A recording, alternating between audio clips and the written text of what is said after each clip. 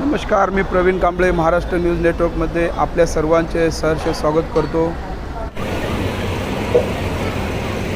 धन्यवाद.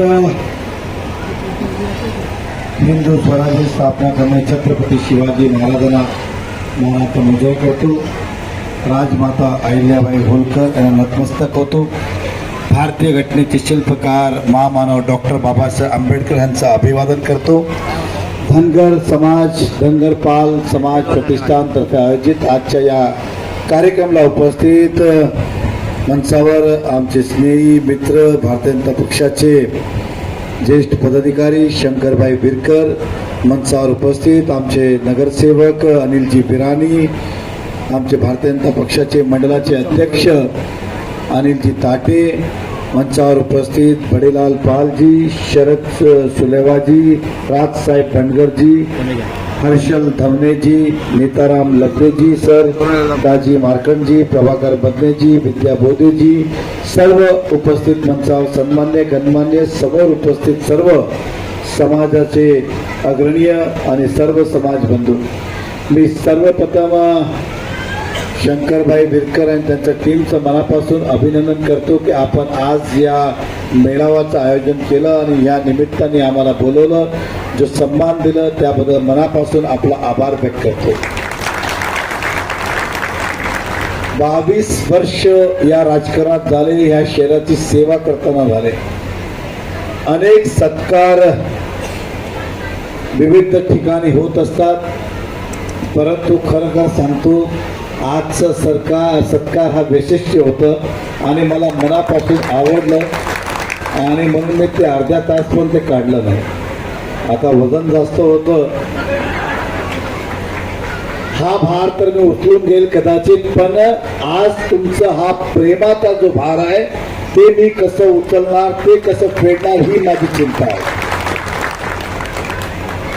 आता हिंदीत बोलू की मराठीत बोलू? चलिए मिक्स बोलते हैं, बराबर. मैं कह रहा था कि जीवन में बहुत कुछ उधार लिया, कर्जा लिया, धीरे धीरे चुकाते आया. ये आपका प्यार का कर्जा कैसे चुकाऊंगा इसकी चिंता मुझे हो रही है. मैं सभी समाज बंधुओं का दिल से अभिनंदन करता हूं कि आज आप समाज हित के लिए, जनहित के लिए और हमारे लिए यहाँ पे समय निकाल के उपस्थित रहे. ये कर्ज है आपका समय का, हम पर कभी जीवन में मौका मिलेगा तो किसी न किसी रूप में उतारने का प्रयास करेंगे. शंकर भाई बिरकर ने एक निवेदन भी दिया, सभी कमेटी मेंबर ने एक निवेदन दिया की आपल्या समाजाची जागा, सभागृह, भवन हे असलंच पाहिजे. समाज को संघटित रखना है, एकत्रित रखना है, तर समाजाला बसण्या उठण्यासाठी जागा असलीच पाहिजे, ह्याची मी सहमत आहे.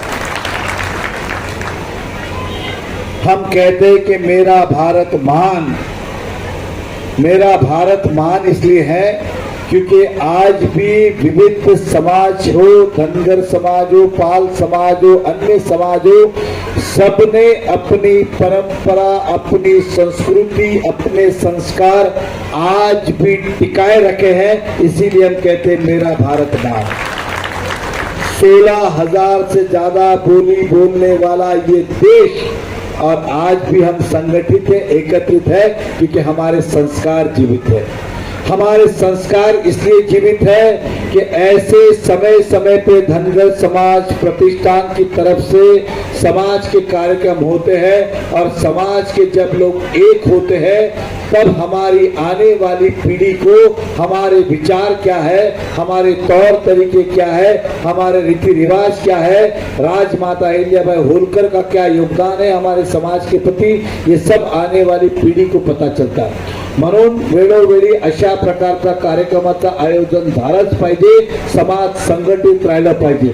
कुठलाही समाज छोटा किंवा मोठा नसतो, संख्याने छोटा मोठा असू शकतो, पण प्रत्येक समाजाची आपली प्रतिष्ठा आहे, ते कोणाबरोबर तुलना होऊ शकत नाही. हमारा समाज जिसका भी है वो महान ही है. हम सबको अभिमान है अपने अपने समाज के ऊपर.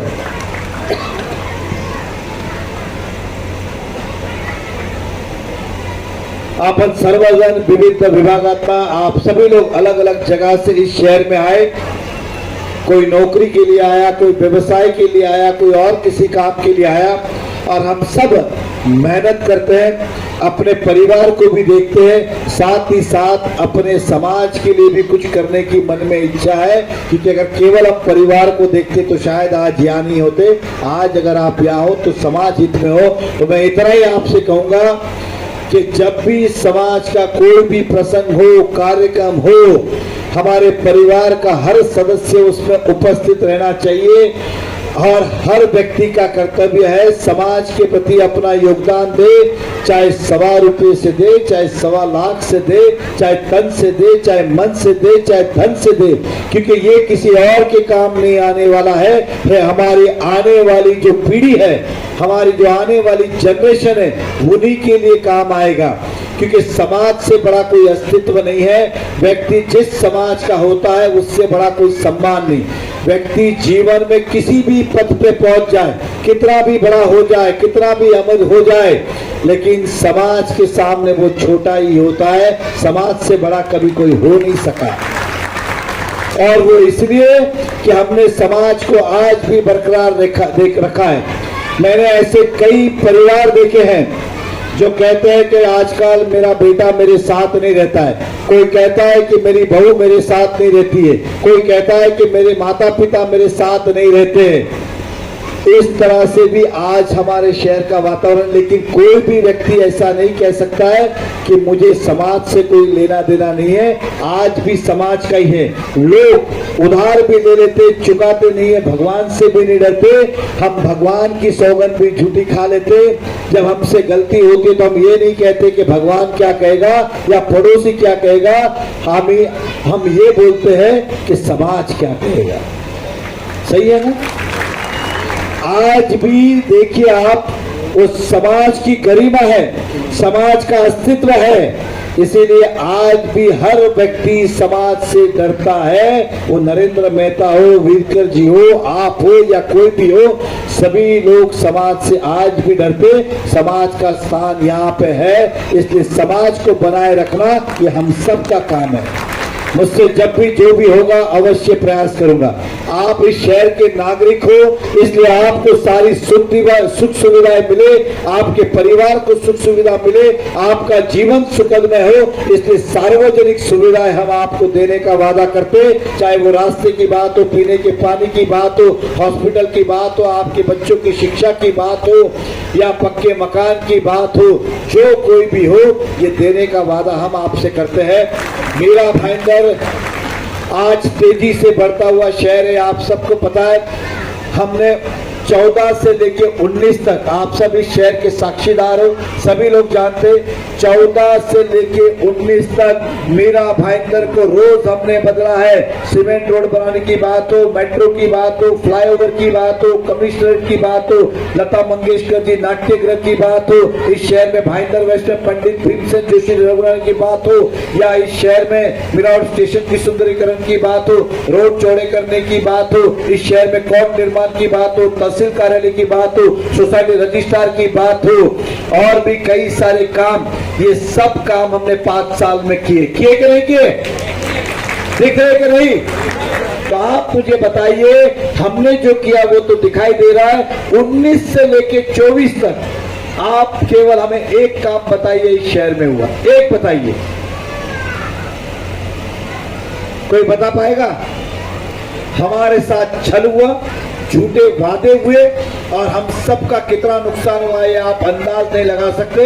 आपको शायद लग रहा होगा पीने का पानी नहीं आया, रास्ते खराब है, तो ये सोच आपकी गलत है। आप ऐसे व्यक्ति को चुन रहे जो सरकार में जाएगा, वो देश का भविष्य, राज्य का भविष्य, शहर का भविष्य और हमारे परिवार का भविष्य बनाएगा। मैं उदाहरण के तौर पे कहता हूं, जब जब शहर का विकास होता है उसका फायदा शहर के हर नागरिक को होता है। चाय वाला हो, ठेले वाला हो, रिक्शे वाला हो, दुकान वाला हो, शोरूम वाला हो या मॉल वाला हो, हर व्यक्ति को उसका फायदा होता है। जब शहर प्रगतिशील होता है तो आमदनी हर आदमी की बढ़ती है, चाय वाले से लेके उस शोरूम वाले तक। मैं उदाहरण के तौर पे कहता हूं, आप जिस भी मकान में रहते होंगे 2014 में उसकी कीमत क्या थी और आज उसकी कीमत क्या है, पता लगाइए। आपके मकान की कीमत बढ़ी कि नहीं? वो इसलिए नहीं बढ़ी कि आपका मकान चुना हुआ, वो कीमत इसलिए बढ़ी कि आपके इर्द गिर्द विकास हुआ। बराबर है कि नहीं? अगर हम गांव में रहते हैं और हमारे गांव में से एक सड़क चली जाए तो रातों रात जमीन की कीमत बदलती है कि नहीं? स्वाभाविक है। अगर हम होते तो 5 साल में और विकास करते तो आपकी आमदनी भी बढ़ती, आपके जगह की कीमत भी बढ़ती। जब आमदनी बढ़ती है तो खर्चा करने की ताकत भी बढ़ती है कि नहीं? अगर जेब में अगर दिवाली में 1000 रुपया है तो आदमी खर्च करेगा कि नहीं? 10,000 वाला 10,000 खर्च करेगा, लेकिन 10,000 वाले के पास 2,000 है तो वो भी 2 ही खर्च करेगा। इसलिए जब शहर का विकास होता है तो आमदनी बढ़ती है तो खर्चा